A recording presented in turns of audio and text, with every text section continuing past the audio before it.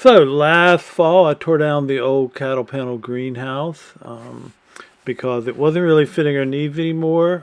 It held up well, like the plastic and everything was still fine after I guess it's been 3 years. But I'd learned some things that I wanted to do better, and it was kind of cluttered in there. We had built it so the shelves could be stacked high.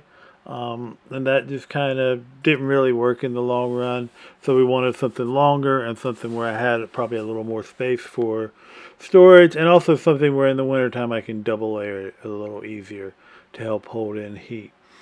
So this video, what we're going to do is we're going to go over what I did. It's not really a how-to, just kind of some key points. My advice is always, if you're doing something in your garden, is watch multiple videos on how to do it from different people in different situations and figure out what's going to work best for you. I kind of enjoy doing that part. That's what I did when I built the original.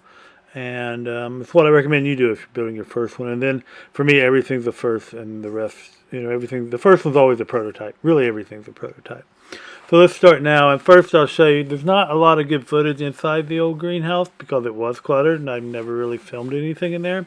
But this is the old frame, which is held up. It's probably going to get turned into like a keyhole bed, like a high bed. But I just wanted to show you, like, this is what the original frame looked like, so that it fit high. And this is where I started. I believe you should lay everything you can out before you start with building something like this. Like the first time I did it all on paper, and then of course I had to adjust, and that's kind of what happens. Like, you can plan so much, but when you're actually putting things out on the ground, you have to adjust. The old one was 2 cattle panels long, which a cattle panel, I often think they're 4 feet. They're really 50 inches, which makes a big difference when you're doing 4, which is why there's a little bit of a gap there that I fix and kind of works for me. But so, this thing is roughly about 16 feet long, and it's going to be about 6 feet wide. And I laid everything out, and especially the most important part is the first thing you need to build, in my mind, is a box on the ground. That this is like your foundation that your cattle panels are going to be attached to, which you can get away with not attaching them, but I don't recommend it. But to go ahead and build out your box at the dimensions you want, and set all that up first. Use some poles, make sure it's going to be high enough for you and that you like the width. But you do that first. Next, for the way that I did it, you attach your cattle panels to your box. I guess you could skip this part. It would not be wise, in my opinion, at all. But you attach it to your box. The first time I did it, I used like fencing nails, like those U-shaped fencing nails. It worked fine. The big issue is when I wanted to take it apart, or if anything started to kind of mess up, it would have been harder to fix. This time around, what I decided to do is I took some 2x4s that I had left and teared down the old one, because there's a lot more wood involved in the old one than you've seen. And I used that to secure my cattle panels to the 4x4s. I feel like that gave a little more structure and weight. It will be much easier to take apart whenever I build the newer and more improved version next time. So that's how I did it with this, and the frame also, the weight of the frame is going to help keep it from going anywhere. You can again attach the frame to the ground if you need to. Where I live, that has not been necessary, and my design is mostly based on one I got from someone who's like in Texas and like kind of the flat areas of Texas, which is most of Texas really, if you've ever been there. But it was someone who lived out there, and theirs held up really well to the wind. And so that's why, in part, I used the cattle panel design, but why I used the one that I did and kind of go off of it.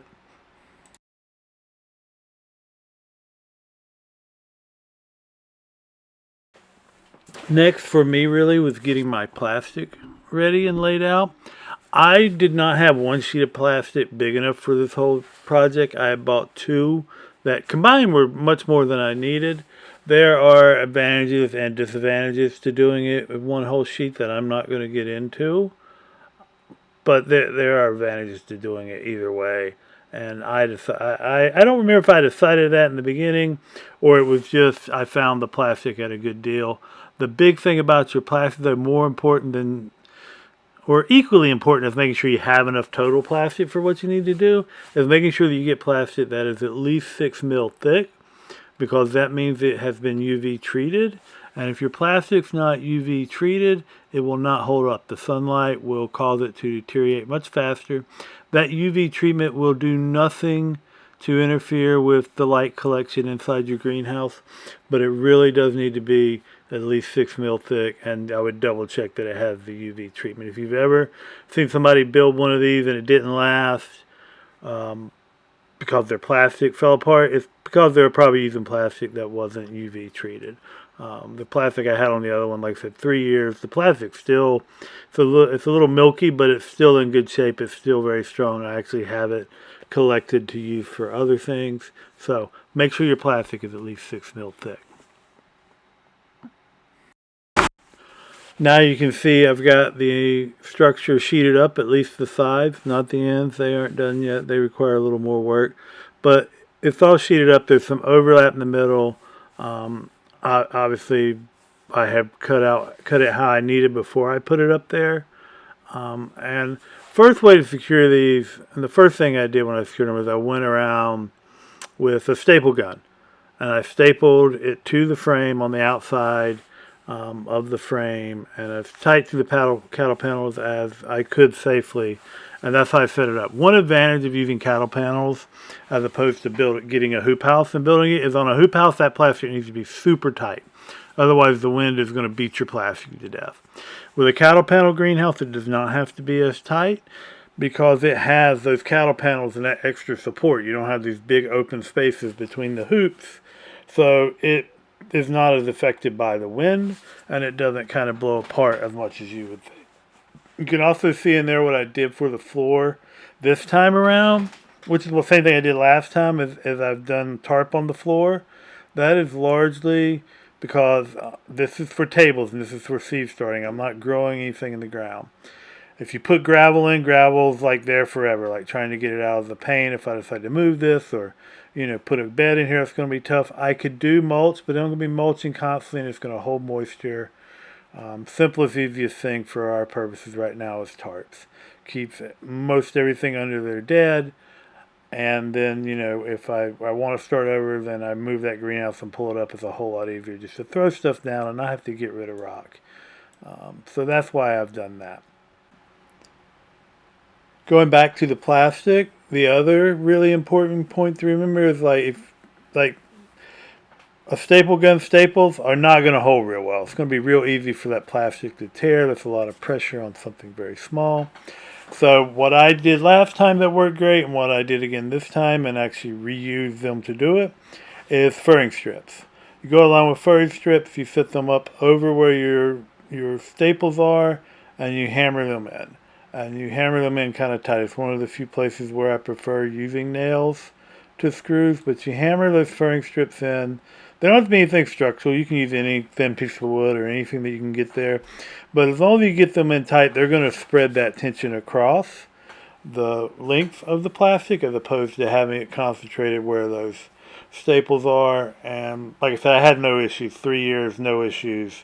Furring strips kept things just fine and from tearing the way they were. So furring strips is how I did it. There may be other ways, but make sure you do something that's going to reinforce the hold on your plastic on the ends. And for this design, I obviously needed some kind of door frame. We're going to show you a little bit of that. Basically, I just set the 2x4s I was using up where they were going to be, and I marked them with a pen or a pencil. I don't even remember which. Pencil usually works better. If you got a carpenter's pencil, good for you.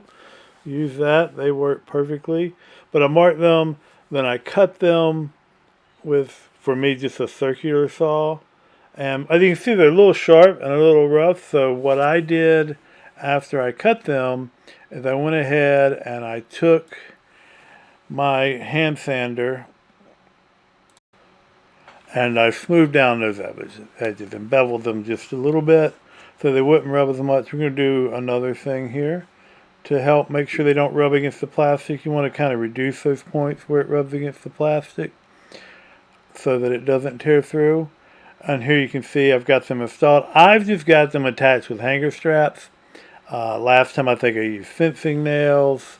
You can use really anything you can use there, but as you can see, part of the problem with that is that that's a sharp edge, and I'm going to show you how we deal with that in a minute. I also took the extra pieces I had and made some supports to give that a little more firmness and structure. This thing moved quite a lot before I did this.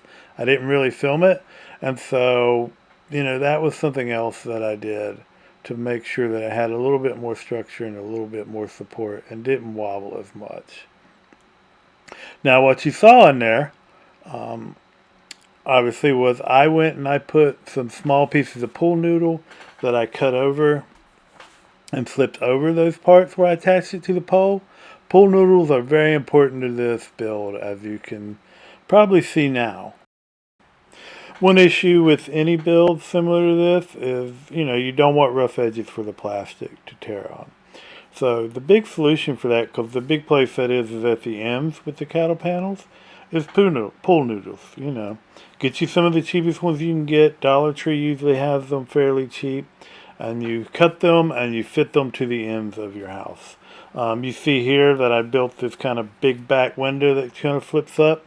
And that everything right now, the way it's built, and it might change, seals with Velcro.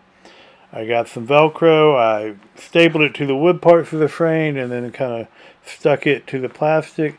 And that Velcro seals it up really well. Like when I first sealed it up and opened it up, I could feel the heat coming out.